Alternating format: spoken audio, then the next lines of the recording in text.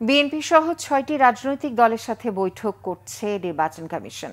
দিনের দ্বিতীয় ধাপে সংলাপের শুরুতে সিএসসি এএমএম নাসির উদ্দিন বলেন, নিরপেক্ষ নির্বাচন আয়োজনে কমিশন বদ্ধপরিকর।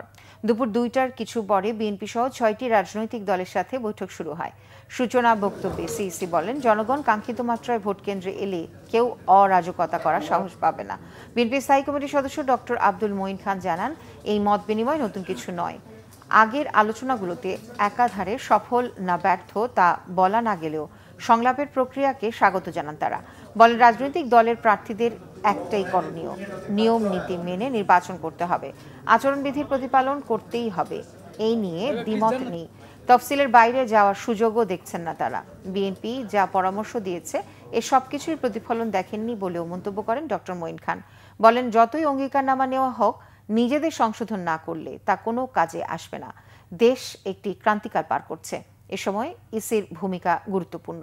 রিটার্নিং অফিসারদের নির্বাচন কমিশনের নিজস্ব জনবল থেকে দেয়ার দাবিও জানায় বিএনপি।